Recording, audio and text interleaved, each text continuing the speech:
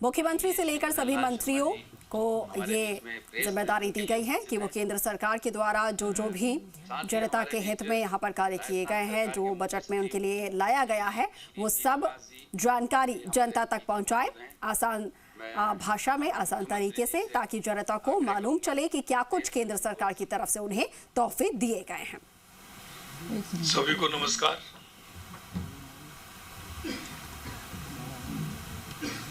आज केंद्रीय बजट 2026-27 पर आयोजित इस प्रेस ब्रीफिंग में आप सभी का बहुत बहुत स्वागत, अभिनंदन। आज मैं भारत सरकार द्वारा प्रस्तुत केंद्रीय बजट के लिए देश के यशस्वी प्रधानमंत्री आदरणीय नरेंद्र मोदी जी का हृदय से आभार और अभिनंदन करता हूं। केंद्रीय वित्त मंत्री श्रीमती निर्मला सीतारमण जी ने जो ये बजट पेश किया है, ये बजट केवल आय व्यय का दस्तावेज नहीं है, बल्कि नए भारत के निर्माण, आत्मनिर्भर अर्थव्यवस्था और विकसित भारत 2047 के संकल्प की सशक्त घोषणा है। ये बजट उस सोच का प्रतिबिंब है जहां सबका साथ, सबका विकास, सबका विश्वास, सबका प्रयास केवल नारा नहीं बल्कि नीति बन चुका है। कर्तव्य भवन में तैयार किया गया ये पहला बजट तेज आर्थिक विकास, लोगों की आशाओं आकांक्षाओं पर खरा उतरने और सबका साथ सबका विकास के 3 कर्तव्यों को समर्पित रहा है।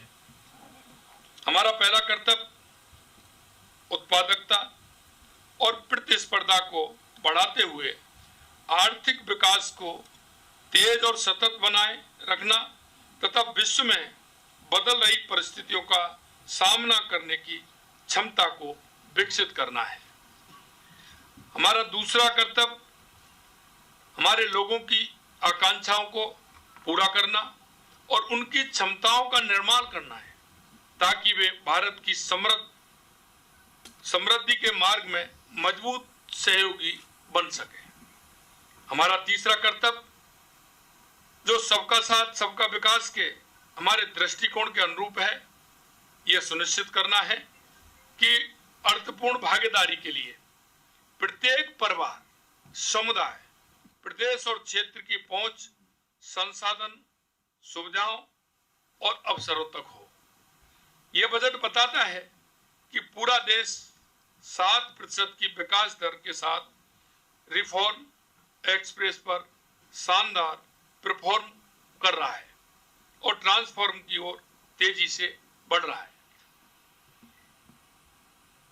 यह बजट नए भारत की महत्वाकांक्षाओं को दर्शाता है, तो उसमें कतार के अंतिम पंक्ति को साथ रखने की प्रतिबद्धता को मजबूत करता है। सही मायने में यह बजट युवा, महिला, किसान, वंचित, गरीब और आम आदमी का बजट है। आदरणीय प्रधानमंत्री जी के नेतृत्व में राष्ट्र की प्रगति के लिए जो भी योजनाएं लाई गई हैं, जो भी घोषणाएं की गई हैं, उन सभी का केंद्र बिंदु आप यानी देश का सामान्य नागरिक ही है। युवा शक्ति केंद्रित इस बजट में युवाओं के लिए रोजगार, स्किल डेवलपमेंट, स्टार्टअप को बढ़ावा देने वाले प्रावधान किए गए हैं। एजुकेशन टू एम्प्लॉयमेंट कमेटी का गठन होने और सर्विस सेक्टर पर फोकस बढ़ाने से रोजगार और स्वरोजगार के अवसर बढ़ेंगे। रेडियोलॉजी, ऑप्टोमेट्री जैसे क्षेत्रों में 1 लाख एलाइड हेल्थ प्रोफेशनल तैयार करने और 1,50,000 केयर गिवर्स को प्रशिक्षण देने की घोषणा भी युवाओं के लिए विशेष रूप से महत्वपूर्ण है। टूरिस्ट गाइड को अपना कौशल बढ़ाने के लिए IIM जैसे विश्व स्तरीय संस्थानों से ट्रेनिंग का अवसर मिलेगा, जिससे पर्यटन क्षेत्र से जुड़े युवाओं को अपनी आय बढ़ाने में सहायता मिलेगी।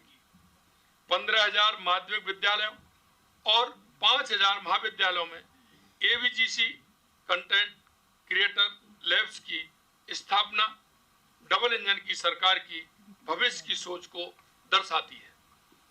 हम भी एवीजीसी XR पॉलिसी प्रदेश के युवाओं के लिए लेकर आए हैं, जिसकी मदद से हमारा युवा वर्ल्ड क्लास कंटेंट क्रिएशन में स्वयं को दक्ष बनाएगा।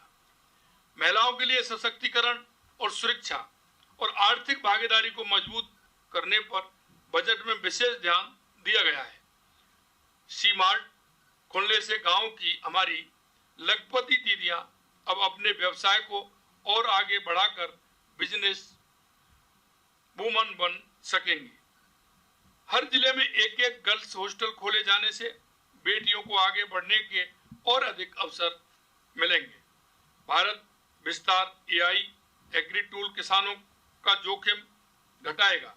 सिंचाई, कृषि अवसंरचना और बाजार तक उनकी पहुंच को बढ़ाएगा, जिससे उनकी आय में बढ़ोतरी होगी। पशुपालन राजस्थान की अर्थव्यवस्था का प्रमुख हिस्सा है।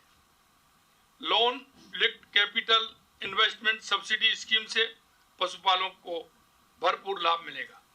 जिला अस्पतालों में ट्रॉमा केयर सेंटर की स्थापना के साथ 50% क्षमता वृद्धि, 5 रीजनल हेल्थ हब की स्थापना की घोषणा से स्वास्थ्य सेवाओं के क्षेत्र में उल्लेखनीय सुधार होगा। राजस्थान में मेडिकल वैल्यू टूरिज्म पॉलिसी लागू हो चुकी है, इसलिए इस घोषणा से प्रदेश में मेडिकल टूरिज्म की ओर बढ़ावा मिलेगा। कैंसर की 17 दवाइयों में कस्टम ड्यूटी पर छूट से इस गंभीर बीमारी से लड़ने में सहायता मिलेगी। आदरणीय मोदी जी के नेतृत्व में 12 साल से देश वित्तीय अनुशासन और स्थायित्व के साथ विकास के मार्ग पर आगे बढ़ रहा है। यह बजट उस आत्मविश्वास को दर्शाता है जिसके चलते भारत आज दुनिया की तेजी से बढ़ती अर्थव्यवस्थाओं में अग्रणी है।